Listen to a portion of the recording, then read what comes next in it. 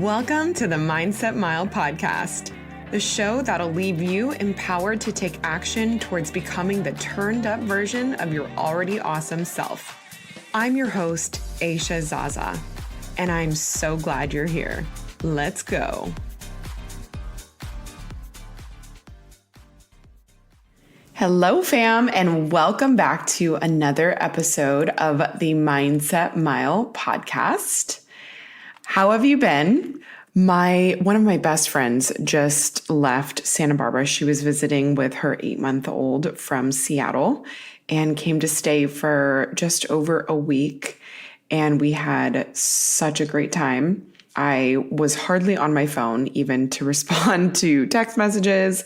So I took a nice little break from social media, which felt really nice. And it also feels good to get back to our normal routine and to just get back to recording. So I'm super pumped about what we are going to talk about today. As you probably know, this podcast is about mindset and growing yourself, which are things I love talking and learning about. And although mindset is important and a big piece of our life equations, a positive mindset needs to be allowed nuances because all situations and people are different, which is why I chose to talk about toxic positivity today. The more aware you become of yourself and others, the more clearly you will see the fine line of being and speaking optimistically versus being toxically positive. I feel like the most clearly I've ever noticed my own tendencies as well as others' tendencies towards toxic positivity was during my first pregnancy with my daughter, Shiloh. I didn't know it at the time, but I was suffering from a level of antepartum depression, and I also suffered from crippling pregnancy insomnia. The two really do not make a cute combo. Many days I was exhausted to tears. I absolutely hated how I felt. It was like my body was hijacked, and no matter what I did or didn't do, I was just so exhausted. I was unmotivated. I didn't feel like myself. I was upset all the time. And sure, there were days or parts of days that were better than others, but I came to know that those moments were fleeting and that overall it was like there was a gray cloud waiting to come back and occupy my surroundings. And having the background I did of years of personal development and growth, you can imagine how frustrated I was when I would employ the things I've always known to help turn my day around or to get my mind right. They would just fail me. I would use positive self-talk and affirmations, and I would try to snap myself out of my bad feelings. I turned to my husband and friends for comfort, and I would talk to them about how I was feeling, which usually did make me feel better in the moment. But sadly, that's only ever how long it lasted. There was no shaking my upside down hormones and the level of uncertainty and fear I had around the upcoming chapter of life I was entering.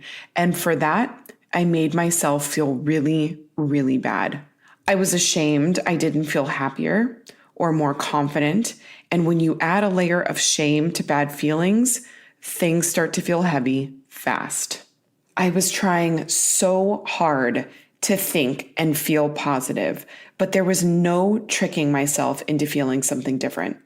I wasn't just letting myself have the bad feelings. I was always trying to fix them.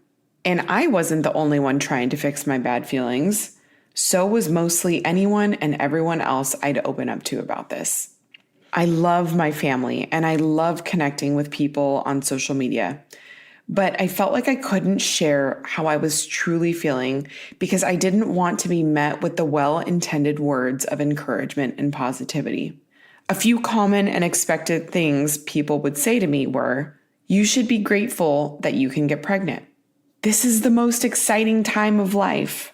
You're strong. If anyone can do it, you can. Stay positive. You've got this." While all those things may be true, all they made me feel was worse. They made me feel like it wasn't okay to not feel okay. I felt like I needed to snap out of it and get over how I felt, even though that's what I was trying to do all along. And it made me feel like my feelings were minimized and invalid. Ritual knows it's basically impossible to get all the nutrients you need from your diet 100% of the time. So they made a multivitamin that helps you focus on what's important. I never miss a day of taking my Ritual Essential for Women 18 and Over multivitamin. I love knowing I'm taking a supplement that fills key nutrient gaps and supports my foundational health. There are 9 key nutrients in the 2 capsules I take daily, and I love that it's soy-free, gluten-free, vegan-friendly, and formulated without GMOs. Instead of striving for perfect health, aim for supporting foundational health. Great news! Ritual is offering my listeners 10% off during your first 3 months. Visit ritual.com/mindsetmile to start your subscription, or if you already have one, you can add the multivitamin Essential for Women 18 and Over to your subscription today. Now that I'm aware of what it means to be toxic positive, I can think back to many times I've said similar things to people in hard situations without realizing how it would make them feel. It always felt like the right thing to say, but I can see now how without awareness of it, we often feel uncomfortable in the presence of someone else's pain. And we offer positive words to not just make the other person feel better, but to make ourselves feel better, which is actually selfish in the face of someone who is in pain. And even more clearly, I can see how other people use toxic positivity when offering condolences or encouragement online or in person, whether that's to someone who experienced the loss of a loved one, had a miscarriage, lost their job, or is going through a bad divorce or separation. Common responses you'll see in almost any thread or conversation around these topics include, everything happens for a reason. Happiness is a choice. It could be a lot worse. Look on the bright side. And these are just to name a few.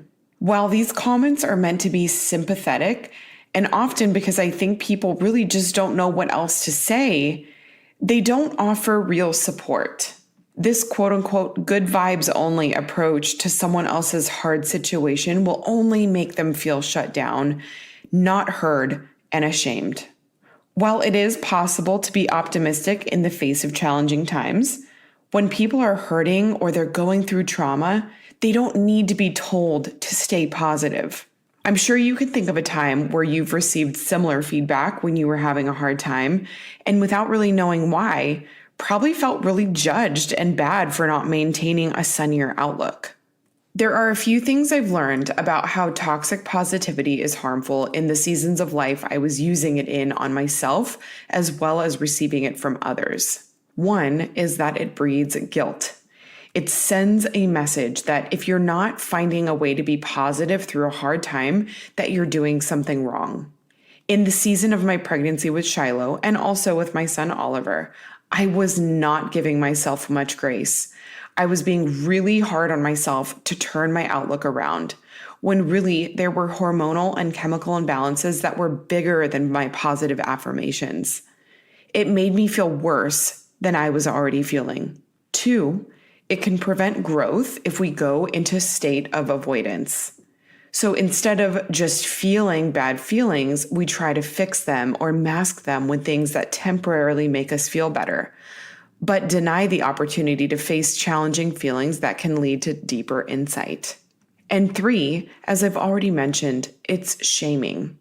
It tells someone that they shouldn't be feeling the emotions they were feeling, when instead they should find relief and support. In order to avoid being toxically positive, you need to come to the understanding that it is okay to not always be okay. You don't need to hide behind positive quotes and memes, and there's nothing wrong with you for feeling bad.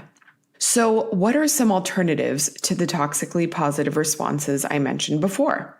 Instead of shaming or invalidating yourself or others, think before you respond and ask yourself if your response is coming from a place of empathy and unconditional love. Here are a few examples of how to show real support. You might ask, do you want to talk? I'm here to listen. That must be really, really hard. Sometimes bad things happen. How can I support you? I'm so sorry. Your feelings are valid. If someone responded to you when you were really upset with any of those, wouldn't that feel so much more supportive than hearing, well, look on the bright side, yada, yada, yada. Sometimes in life, we need cheerleaders. And sometimes we just need pillars to lean on. Not every situation is a flip of the switch mindset, and knowing when to be encouraging versus knowing when to just listen is a trait that will help everyone in your life. But mostly, you'll be helping yourself by recognizing when your own toxic positive cheerleader comes barging in. I would absolutely love to hear from you if you thought this episode was helpful. Please tag me in your social media stories. I want to see you on Instagram. You can find me at Aisha Zaza. And also, please send this episode to someone else who needs this message. I cannot wait to see you next week. And until then, make it a great day.